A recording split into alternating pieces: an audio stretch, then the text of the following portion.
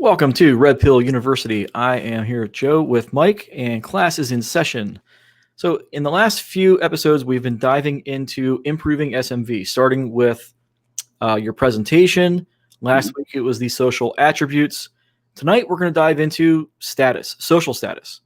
This is one of the biggest aspects of what makes men attractive to women. So we talked about this today on Discord, over on one of the other channels, actually, or servers. And the crux of it was, so just like how women's physicality makes up the lion's share of women's physical or attractiveness to men, it's all looks based, right? For women, the opposite's true.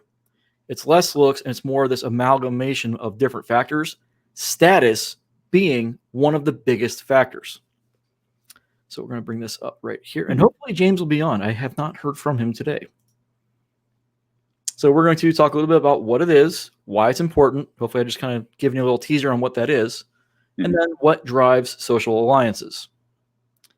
Now, and as always, if you guys have questions or comments, please fire away.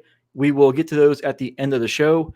If you have something that you want an immediate response to, Super Chat's the way to go to get our attention. So without any further ado, what is status? So this is kind of a textbook definition. At its basic level, status is your socioeconomic standing in relation to others. It's a core element of a man's sexual market value, your SMV, and it's comprised of what I call the three pillars of status. I think I'm the one that came up with this. It's been so long since I put these into the notes, I don't know. Maybe I'll borrow credit for it anyway.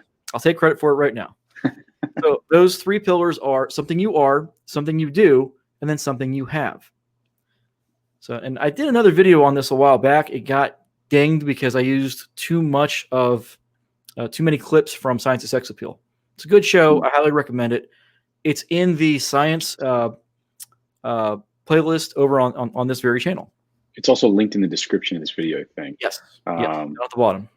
And they did a bunch of interesting. So I actually watched a little bit of the video as homework to brush up on this. So they did an interesting study where they looked at guys' physical appearance, and they had women rate them on physical appearance, and then they gave them like a, almost like a dating profile where they had kind of like their job and their background, their age, and how much money they made. And they just made up numbers, and these women, it completely just skewed the numbers in terms of what people thought of them. And to be fair, I'm sure that the same would, if they show those profiles to other men of like, hey, what do you think this guy's status is? Like it would arguably be perceptively higher if they're making a lot of money.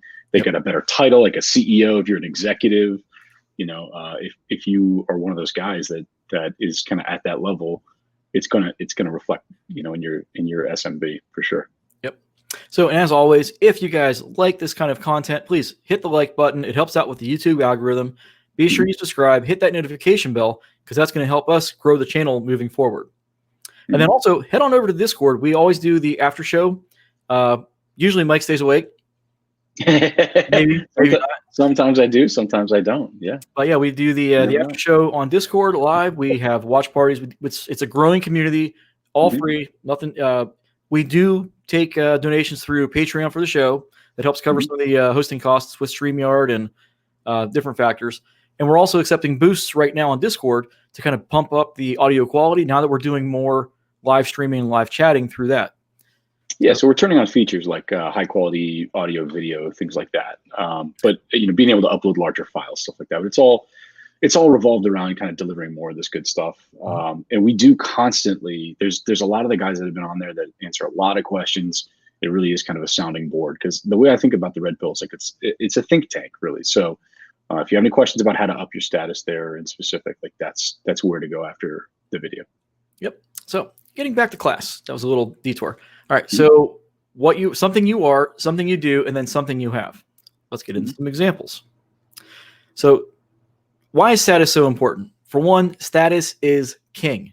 Again, we talked about it before. There are links down below. Check them out. So focus on areas of your life where you can have a solid return on investment. Now, if you go to college, Aaron Clary talked about this in his book, Worthless. The return on investment for many degrees is very, very low. You're going to be hard-pressed to even find the job, let alone pay back sometimes 6 figures in student loans that you're going to accrue. So avoid the dumb shit. Focus on a good ROI. Now, it may not be education where you get the ROI. It may not be your job. Again, like the notes right here show, education can take years to complete, anywhere from 4, 8, sometimes 10 years or more if you're going into like a high-end medical degree. Yeah. There's no guarantee you're going to move up the corporate ladder and be part of the rat race. So start thinking about outside the box for building status. Here's the interesting thing, as far as an example of why status is king. Women, if you look at two guys that are about the same build, make about the same amount of money, same level jobs, like let's take cops and firefighters, really, really easy example. I would say, especially this day and age, I would say people by and large, respect firefighters more. And those guys are going to be the higher status than cops. And these are guys that look the same, have the same build, make the same money, for the most part, the same type of guys. But by far, women are buying firefighter calendars, not police officer calendars. So we talked a little bit about this last night, and I have a theory on this whole subject. Mm-hmm. So uniforms to women are like lingerie to men. Think about this. And a lot of it goes back to women are human beings, men are human doings. It's a statement I think Warren Farrell made years ago. But women like guys in uniform. It shows a type of status. So we can argue about police versus military versus firefighters versus XYZ. But the point is the concept of certain roles that men have in society give them status. And there's a whole, all kinds of reasons why. Versus an accountant, right? Yeah, a guy that's a general versus an accountant. That's an obvious status difference, right? Yep. I was just trying to give one of all else being equal. Right. So before we move on to the next slide, though, I wanted to kind of go back in here and touch on this. Something you are, something you do, something you have. Now, again, something you are is largely going to be your physical appearance, stature. If you're over 6 feet tall, if you're jacked like a bodybuilder, having a great physical appearance sets you apart from the crowd in a positive way. And that in its own right is a kind of peacocking. We've talked about this before. So something you do can be like a business owner, CEO, a bouncer, a bartender, different industries. People will have higher status than others based on what they do within the industry. Mm-hmm. And then lastly, something that you have often is tied to personal wealth. Could be you've got a yacht, you're bringing some girls out. What's the guy's name? Giancarlo or Vacci. I forget the guy's name. I always butcher his name. The Italian playboy who's always getting in trouble on Instagram because he's playing too hard with the girls. And feminists don't like that. So yeah, it's things that you have are the toys. So I used to have a party bus and we had all kinds of shenanigans. It was awesome. And then let's see. I talked about this in the notes right here. Having a boat, a really nice house for hosting parties. If you've got a killer house and you're not using it for parties, you're screwing up. Mm-hmm. All right. Moving on to this next portion. So we talked a little bit about the ROI portion of this. Mm-hmm. And it's far easier to build new social circles than it is to try and break out of your current one and raise your status up. So if you're in a current friend circle and you're the low man on the totem pole or just in the middle, and you start getting into a better job, maybe you hit the lottery, who knows? You've got access to either income or you've dialed up your game and now you're getting these girls that are interested in you, but you start bringing them back to your group where you're not the highest status guy. It's really going to hamper your progress. Now, if you go out and you build new social circles where your status is sky high already to begin with, miles and miles easier, way, way easier to do that than it is to try and break out of the mold with your existing social circles or family. Who knows? We call this the crab bucket mentality. I've given this example before. Back where I grew up, a lot of people worked in a factory. So you had people that work on the line doing the line work, and then you have guys that are foremen who are in charge of them and on up the hierarchy. So oftentimes they would promote the guys from the line to become foremen. And it's very common that when this happens, those guys that were friends with the dudes on the line, they stop being friends with them. Mm-hmm. It's just part of it's that crab bucket mentality. You got to be mindful of that. And then also Iron Rule of Tomasi number 7. Go back, watch the video, pay attention to that section. There's a lot of overlap right here.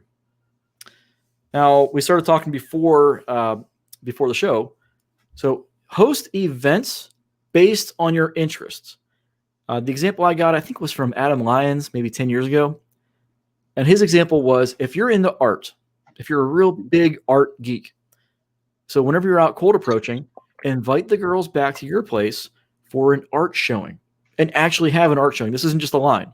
If art is your thing, canvass the local area, get all these amateur artists, set up an event at your house, apartment, whatever, and then you go out, you cold approach, you're screening for women that are into art because that's your thing, right?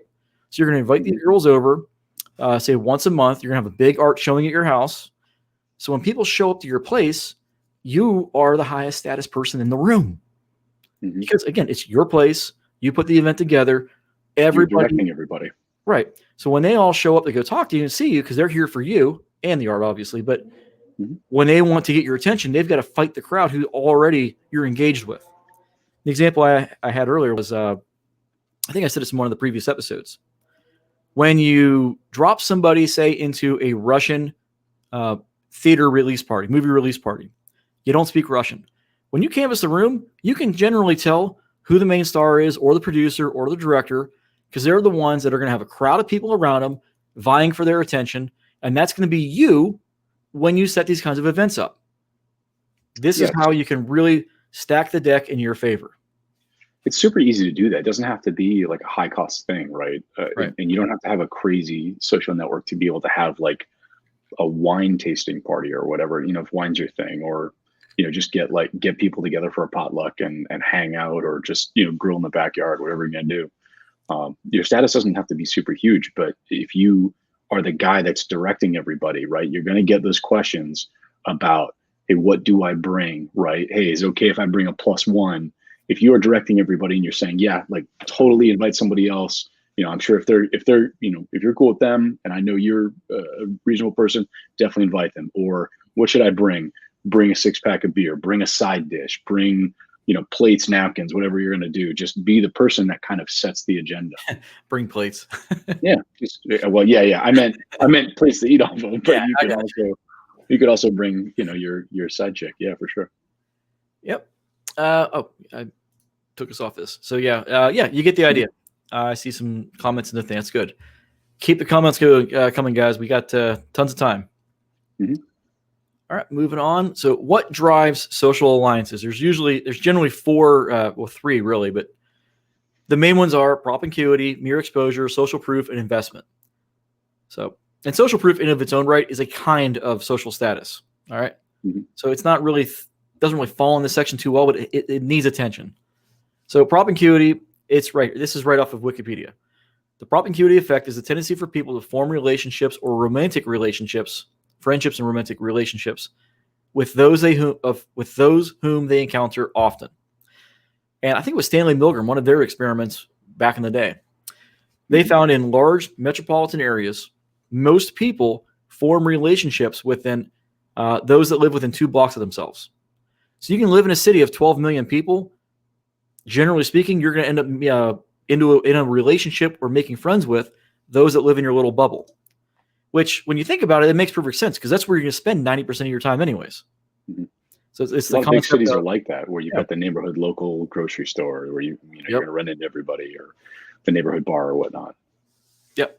So, and then the mere exposure effect is it's similar to that, where people prefer that which they're familiar with.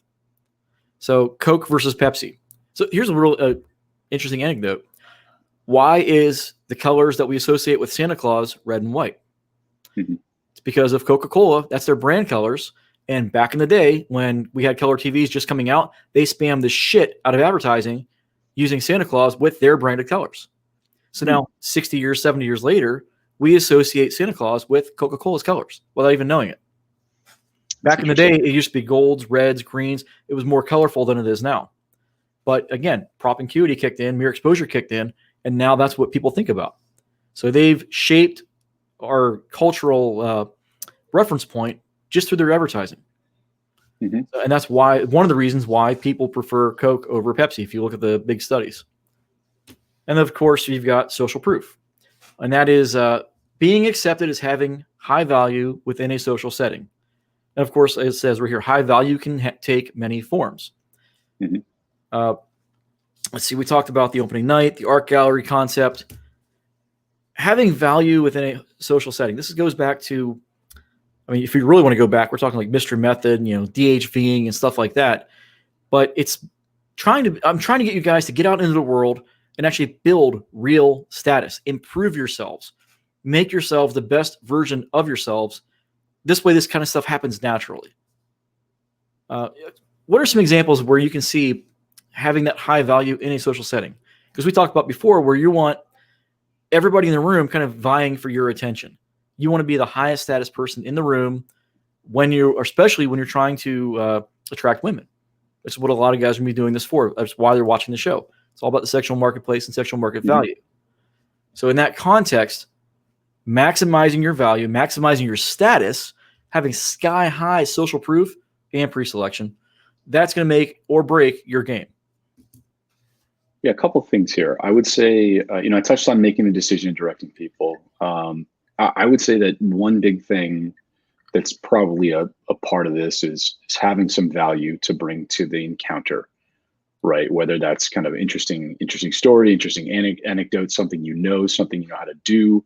One of the biggest things that I've done lately is, here's an example. I went to a dinner party for one of our neighbors, and it was a birthday party. We don't really know these people, so we're going into a party. My wife and I, maybe 12 or so people, right? We don't know most of them.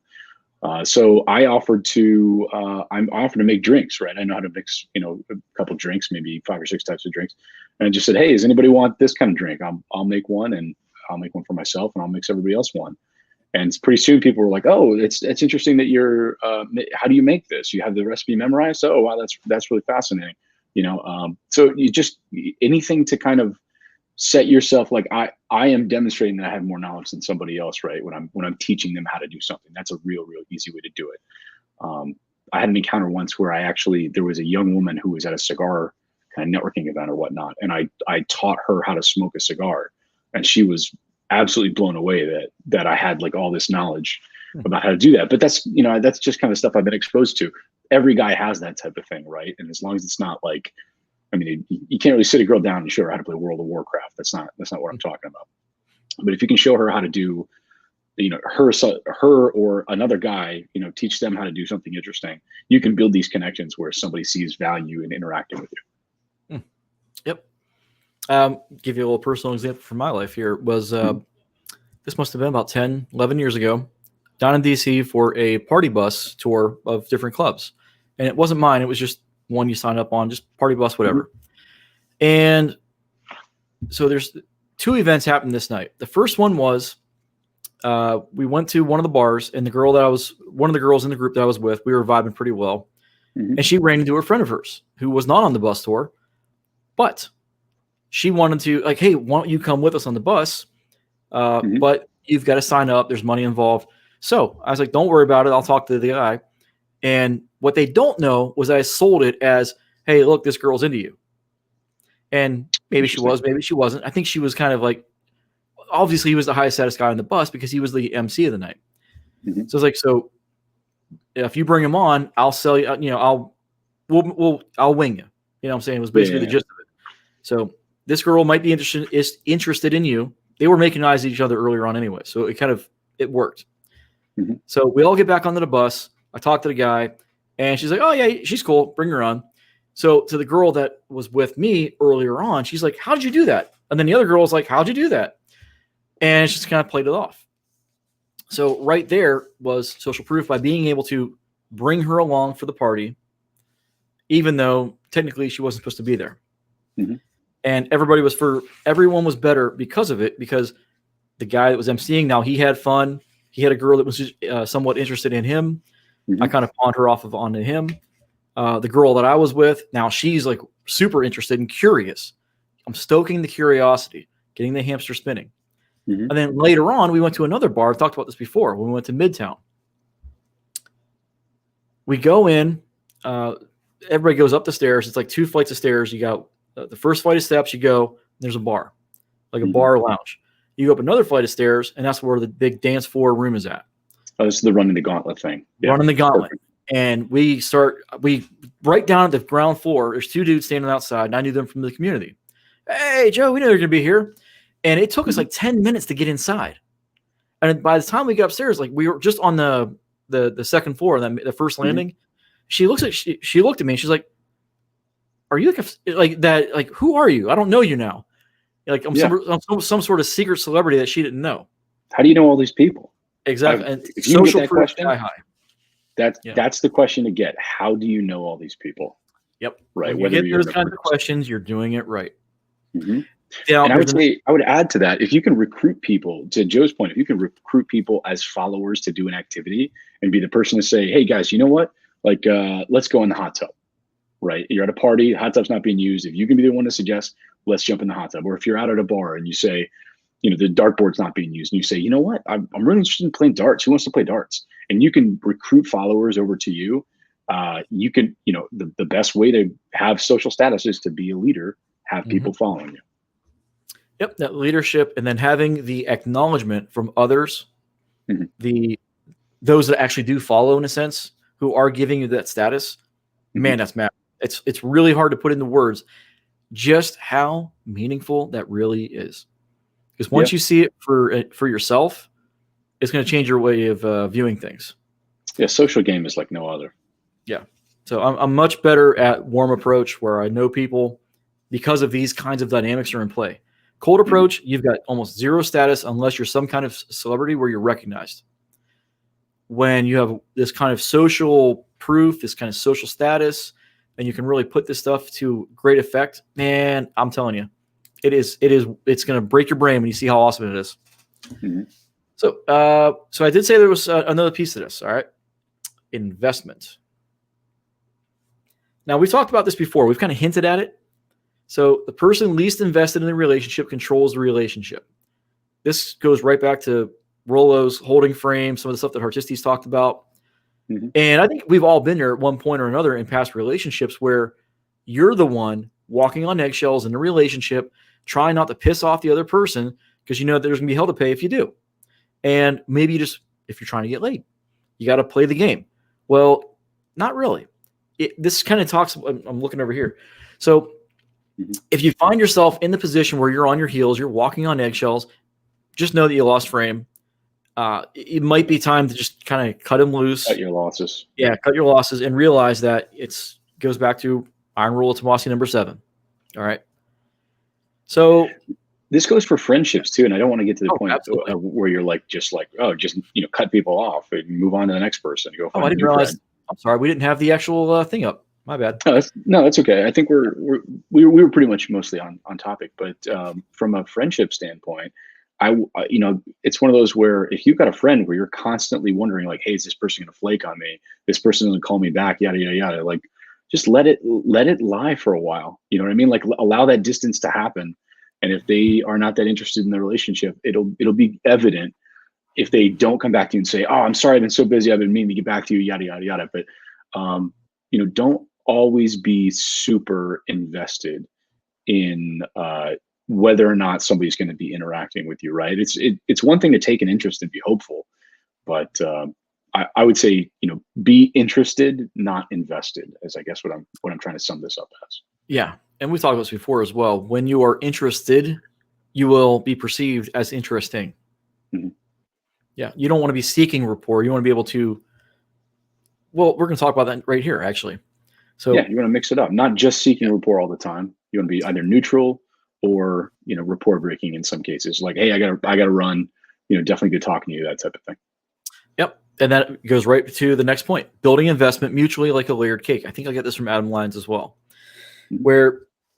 so think of it in a sense where you just meet somebody for the first time. You're not facing each other. You're just kind of like just milling about, doing whatever. And then slowly over time, you start turning and you end up facing each other. It's a natural process. It takes a little bit of time. And that's the way it should go. If you turn and you're just facing them and giving them all of your attention, but they're facing it out away from you, you're doing it wrong. You're investing, you're rapport seeking. They're not giving you any attention. This is all the body language mirror, the mirroring effect. So if you're not following the mirroring effect, you're doing it wrong. Now, what I mean by this, though, as far as the investment and getting into the next point, let them turn first. Pay attention to whenever they start making the moves, and then you reciprocating in kind. Let them lead the interaction in that sense of seeking rapport first.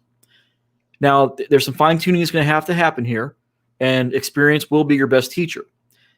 But if you always find that you're having a hard time where you're seeking their attention and affection, you're doing it wrong. So again, face away. This is where the old pickup guys had it right. Like they walk in with the false time constraint. They're looking away. They're acting as if they're about to leave, but then they kind of turn back and they start giving the girls attention. And it breaks this natural framework that a lot of guys end up in where they're inadvertently over-investing. So by breaking the old dynamic, the old patterns, and faking it like you're about to leave, that can actually give you guys a chance to kind of get your foot in the door without coming on too strong. A lot of people think that it has to do with talking a lot, and that's not necessarily the case. When you are listening to what somebody's going to say, like let's go back to the mirroring thing that you just talked about, right? I was listening in on you talking about mirroring body language, tone, that sort of thing, and that can be used to great effect. But one thing I think that's really underused is mirroring people's words, right? If you can pick up on 3 or 4 words that they use kind of in a row out of what they say, you say, oh, that's interesting that you said this piece, this 1, 2, 3, 4 kind of words that they said.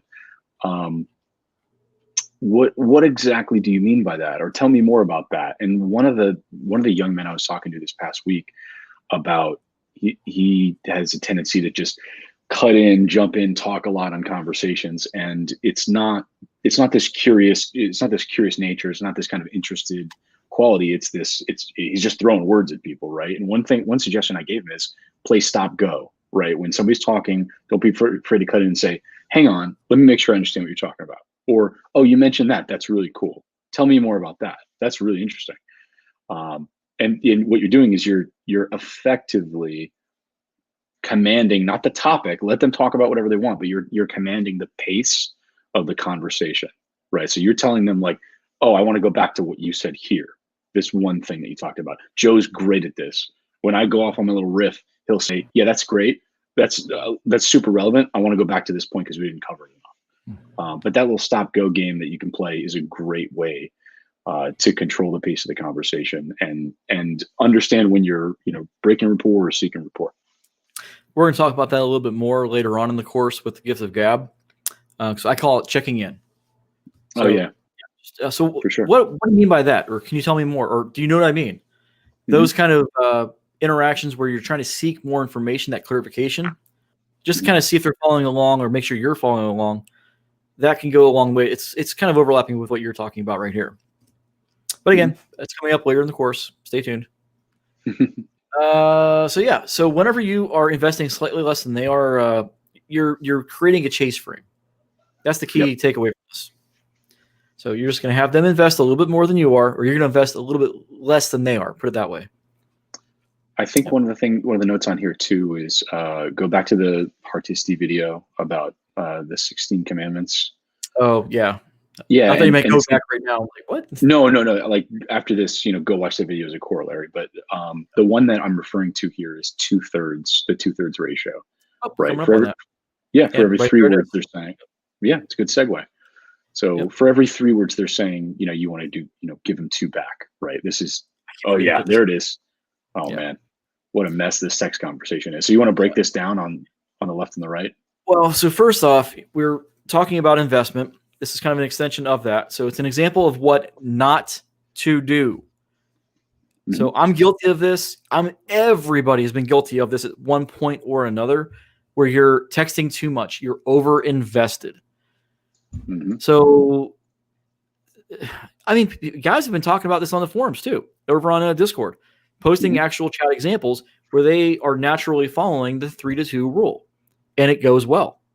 This guy such a big difference too. So this actually is an example from a girl I know, and she posted this up and she showed us to us. It's like, Jesus, this is a wreck. Yeah, the woman on the right, the woman in the role on the right responding is not interested at all in this conversation. I don't even need to read the words. Right, you can just see it from the size of the bubbles, her lack of investment, and just it's bad.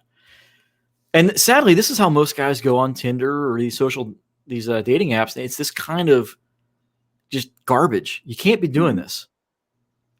So, not that online dating and all this stuff is useful for most guys to begin with, but that's besides the point. You don't want yourself to look like this. If it's the reverse, where she's the one spamming you and then you're just kind of kicking out a handful of little small texts or one-word answers, that's different.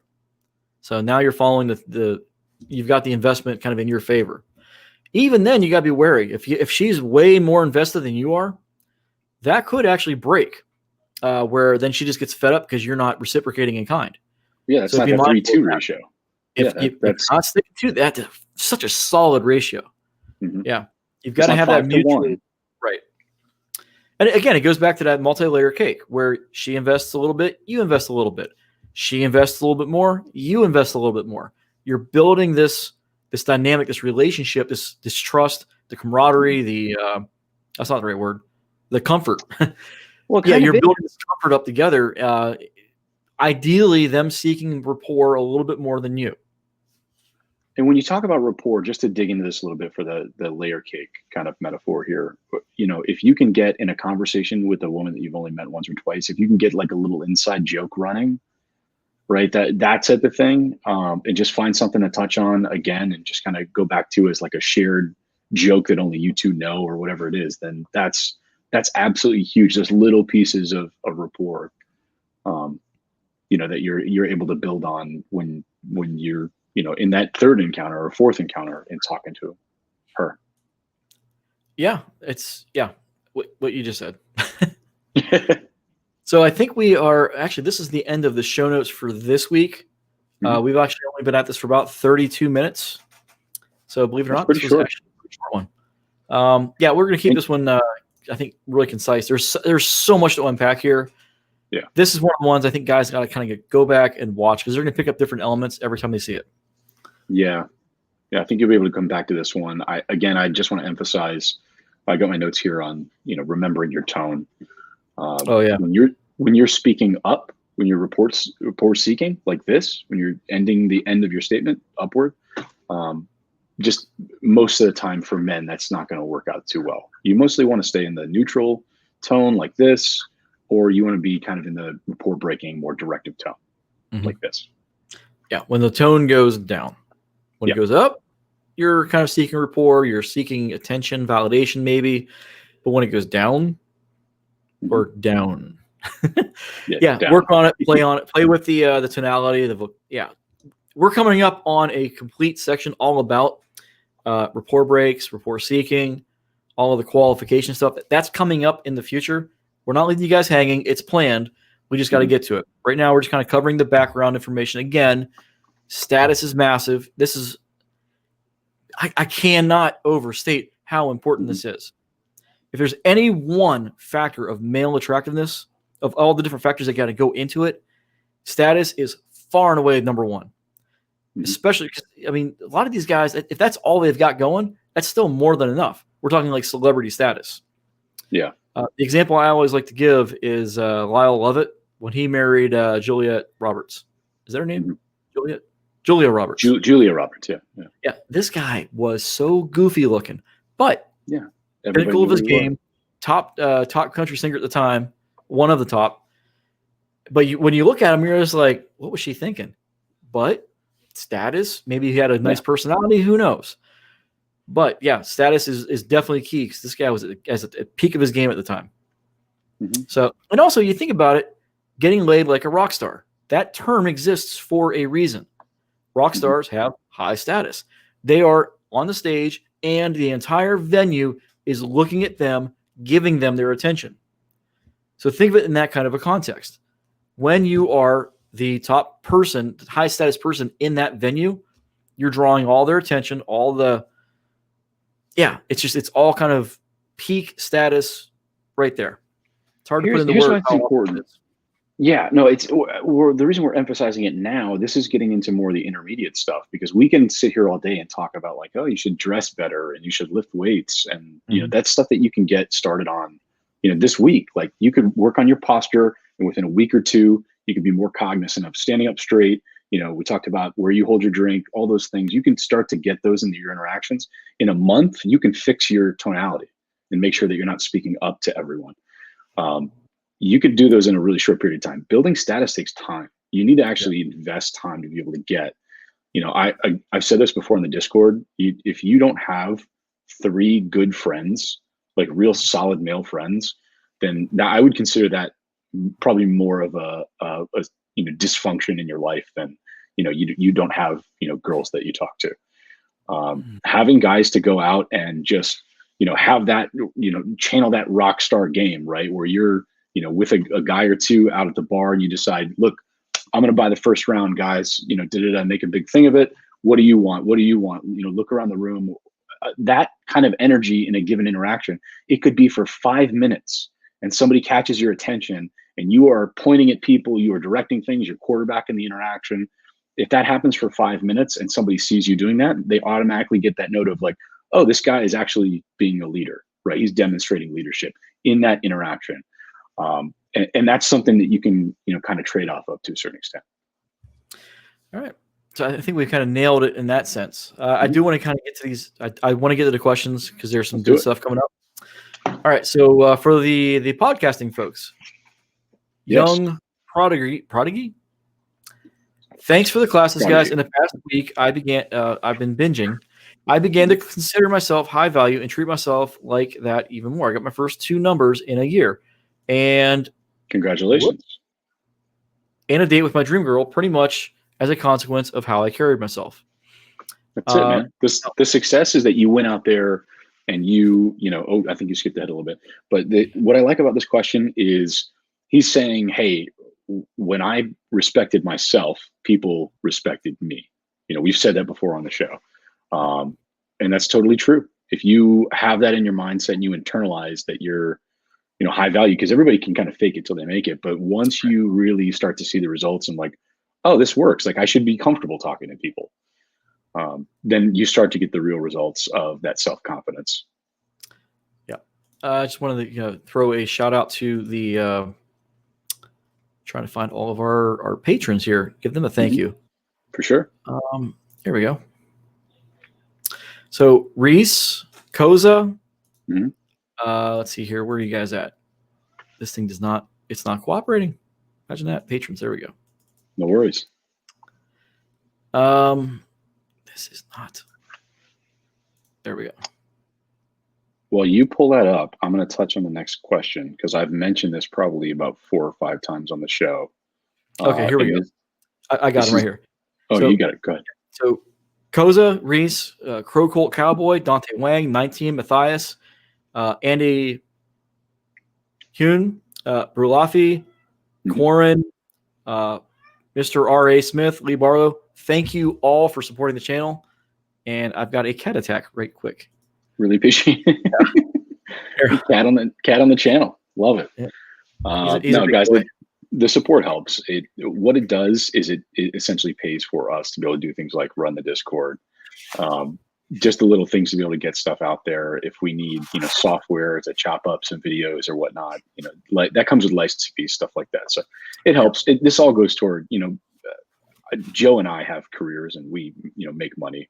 It's not that we're looking to do this for, making millions of dollars or whatnot. We're doing this to get the content out to you. But every little bit helps because it just defrays some of that administrative costs. But getting back to this question, so Dan Bilzerian, I've mentioned it 4 or 5 times on the channel. If you don't know who Dan Bilzerian is, definitely Google the guy. He's got 32 million followers on Instagram. He's got, a half a dozen businesses. He's coming out with a autobiography. Just be a guy worthy of having an autobiography or a memoir that you're publishing. Like that's a huge one. I'm certainly not there. I'm not saying that as a guy that I think all that of myself. The point is, you can channel that, right? You can be that kind of the most interesting man in the world. I think that comes with a lot of value from a status standpoint. Indeed. See here. Goran Gledik stated, I'm wondering if I have high SMV or low SMV. I'm a dude with a PhD in engineering and my wage is around 3 times the average in my country. But no one knows when I'm out and talking to 20-year-olds. So you have it, but they don't know because you're not DHVing. Now, there's a lot of debate on this. I would not necessarily recommend trying to display wealth because you're going to have problems long term. It's not sustainable. There's that, but it's also you're going to end up attracting and selecting for women that are into you for possibly the going wrong to take reason. advantage of you. Yeah. So yeah, but when you look at these guys who are celebrities, they just have an awesome life. If you have an awesome life, you don't have to show off that you make 3 times the national average. Jesus, Cat.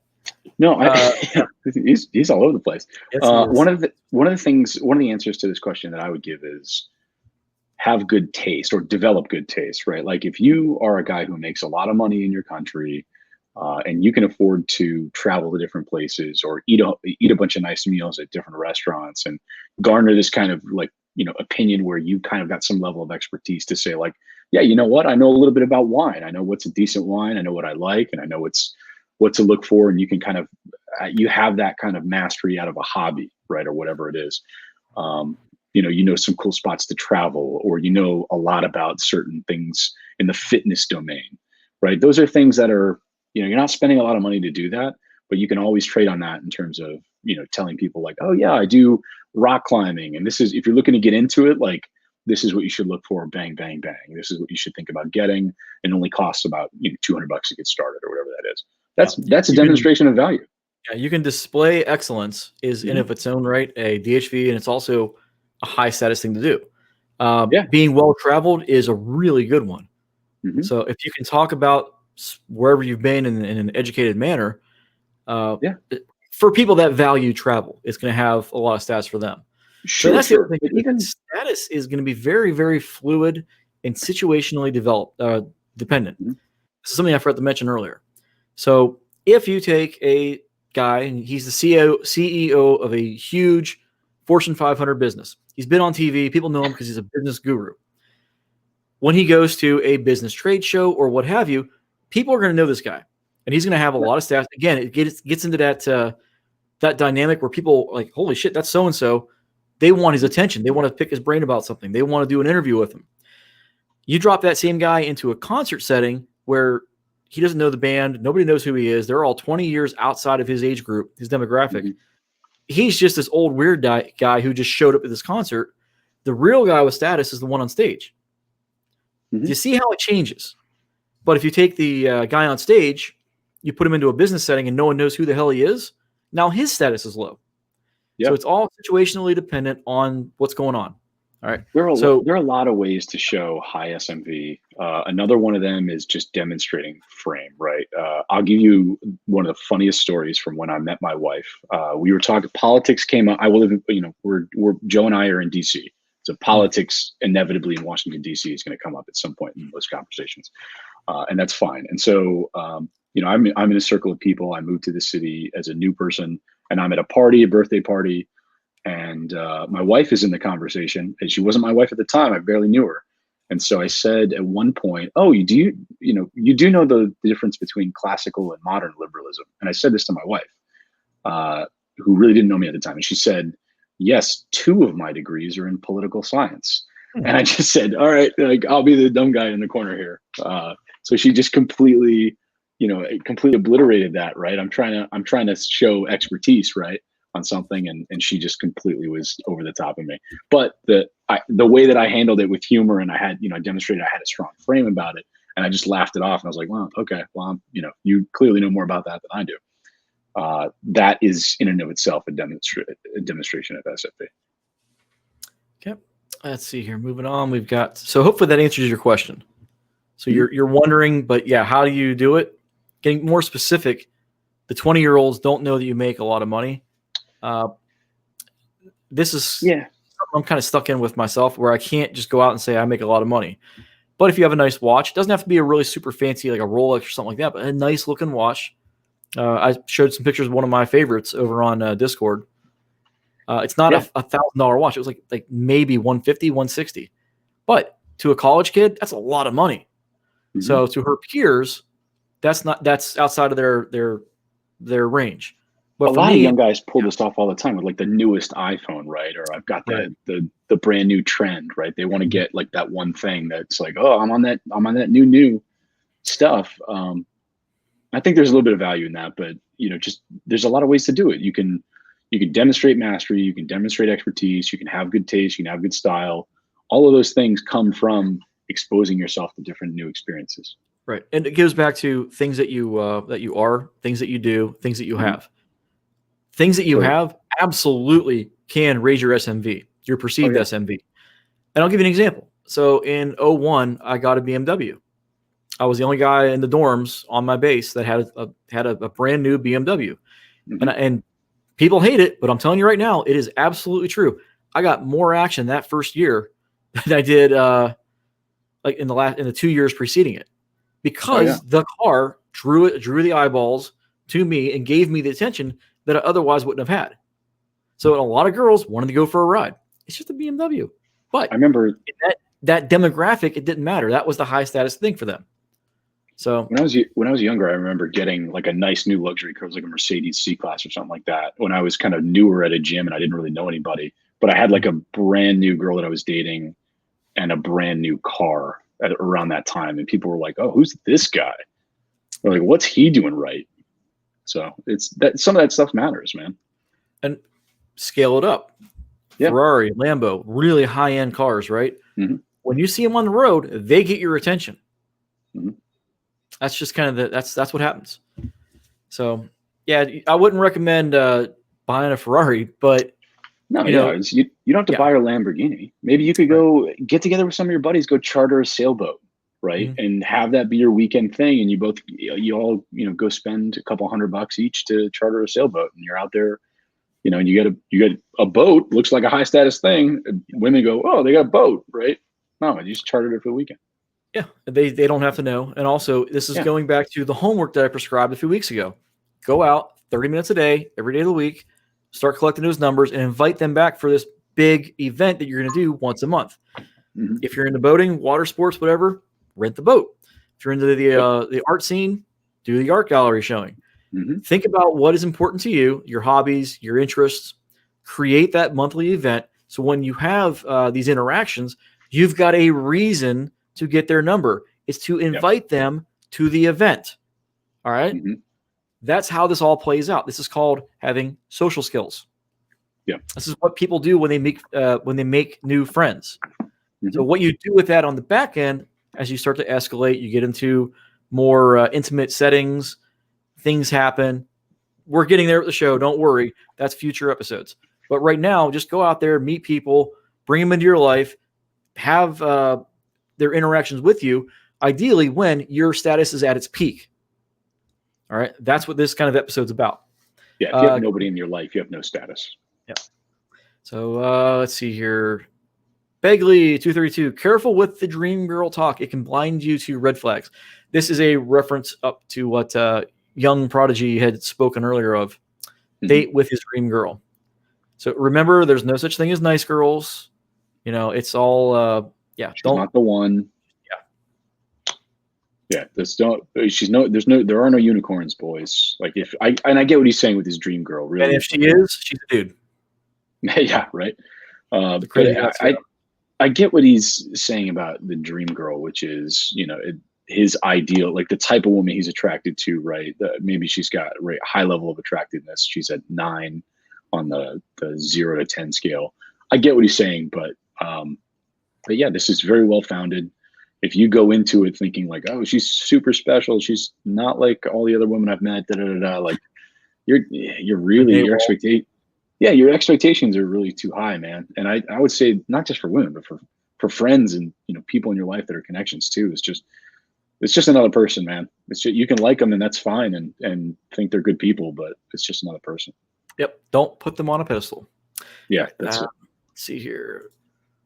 Wubsy says, "Hey fellas, what are your thoughts on porn, and does it really affect men in today's societies?" Absolutely don't. Keep that shit on lockdown. Minimal as possible. It's going to sap your strength. Yeah, porn is just unconstructive. And if you're Samson, porn cuts your hair. I'm sorry, say again? If you're Samson, porn is cutting your hair. Yeah, it's look, the thing about porn is you're cheating, right? Is you are experiencing a sexual encounter without any effort on your part. And that is going to scramble your brain because you are telling yourself that I got the experience of being a high value guy, being an attractive guy. And a lot of guys get stuck in a rut because they believe their subconscious brain believes that I'm a high status guy. I'm having all these sexual encounters. I must be doing the right stuff. But cognitively, they know that that's not the case. They know they're sitting around doing absolutely nothing all day. Right. And so that will help contribute to you getting stuck in a rut because you're just getting a dopamine hit without having done any of the work to get there. One of the guys on the Discord, I believe it was, made a good point that this might be why this whole cuck thing is, all the rage now. Well, he's got these guys on the far left who are just, my wife's boyfriend. You see these kinds of things online now. Well, think about it. The overabundance of porn is now training guys mentally to watch other dudes bang out the girls and be attracted to it. That's something I considered. I was like, that actually makes a lot of sense. So I get it. Yeah. The point is it's going to create some pathways in your brain subconsciously. They're just not real healthy at all. Jolo Romero talked about porn is bad for your brain, makes you a phenomenal. I think is what he's trying to say, but yeah, that's an interesting. Yeah, no, he's got a point. Like, look, if you want to be a high testosterone, we talked about this on earlier versions of the show. Is if you want to be a high testosterone guy, don't jerk yourself all the time, guys. Like, go out, lift, eat well. Your nutrition is really important. Don't drink as much as I've been drinking the past episodes on RPU. Do those things. Like, you're going to be a high testosterone guy if you do that. All right, this one's my favorite, I think. Not that I'm playing favorites, but Jonathan Henrique said, "Hey, what things have good cost benefit to raise your SMV?" And then solid question. Ask Cox, working out and NoFap. So getting back to the question, NoFap, we already talked about that with the porn thing. So, but fitness, man, I'm about to undergo an entire. It's coming, dude. As soon as these gyms open back up, I'm going ham. We're going to do a body transformation for everybody. I need to lose about a lot of weight. Put it that way. So yeah, hit the gym. Yeah, I'm leaning out too. $10 a month at Gold's. If you have one, maybe it's 20 or 30, whatever it is a very small investment for the amount of positive gains you can get out of it. Not gains in we're talking about in the gym, but the total ROI for your SMV. That is probably one of the best things you can do. So that, and like we said before, doing the homework, going out, approaching, and inviting the people into your life for this big moment that you have once a month where you're the peak status guy in the room. So gym, your social event, those are probably the two best things you can do in the meantime to massively improve your SMV through raising your status. Yeah, get some low-cost hobbies. I would say, if you want to join a soccer group or cycling group or no, don't join it. Start it. Yes, that's true. Yeah, for sure. There. Yeah, for sure. I would say start making these connections, but yeah, if you want to start a meetup.com group about XYZ that you're into, definitely do that, man. And those only break down to, I think, like $10 or $12 a month. It's like 60 or $70 every 6 months, something thereabouts. You're going to have a slow go of it at first. Meetups, I've actually found, are starting to die out. I think people they're finding each other in other ways. I don't know what those other ways are necessarily, but people aren't going out to these events like they used to. These social groups are starting to kind of. Well, then again, nobody's going out to this stuff, but right now it is. But I mean, even before the Rona came around, I'm in a bunch of different meetup groups myself, and I'm an organizer, and I think like a half dozen of them. Oh, really? And they're all slowly fading out. Just dying, huh? Yeah, because people that are like new people are not joining. So those that are getting married, moving away, their ranks aren't being replaced as much as they used to be. So they're all starting to atrophy in a sense. But there are new groups popping up all the time, so there is potential. And again, if you just only get 5 women in a group, and you're the group organizer and leader, that's 5 women that you have potential prospects for to choose from. So think of it in that sense. Now, I wouldn't necessarily recommend going out there to do this to get laid. Do it because this is your hobby and this is what you want to do. When women come on board, now what we talked about tonight kind of comes into play. So whether or not you want that to use that to your advantage is up to you, but you also got to think about it in terms of, we talked about this with the Red Pill Women show, intentionality. So think about, do a gut check. Why are you creating a meetup group or doing these monthly events? why are you trying to bring these people into your life? Are you just trying to get laid? Are you trying to build social status, build new social alignments because your status is now higher and you're experiencing crab bucket mentality with your old social circles? Figure all that out. Really be honest with yourself. And then you can move forward in an open and honest manner. All right, so I do not have anything else to add. There's no other questions at this time. And we're coming up on 1 hour. So any final thoughts? No, I think we can pretty much leave it there. The stuff that I tend to go back to all the time is just, taking leadership and sharing expertise, teaching people how to do something. But this correlates to just being, we're going to get into this later on, but in order to create excitement for people, for other people, particularly women, you have to be exciting. And to be exciting, you have to build an exciting lifestyle, right? And that's what all of this is about. When you talk about the good cost benefit ratio, like it's going to be different for everybody, right? I don't know if that means like go out and buy a motorcycle and start going crazy on that thing, but it's going to be different for everybody. But as long as you can demonstrate leadership, you can, kind of share some expertise with people, then you're on your way to building status. Indeed. So I think we're going to call it here right now, guys. We're going to head over to Discord. The link is down below in the description. We will see you guys there. And if not, we will catch you here again next week. Continuing on to what's the next week is going to be first impressions. This is stage 1 of how to approach. We're getting into game. That's right. Coming up next week. All right. Thanks again, everyone. We'll see you then. Thanks, guys.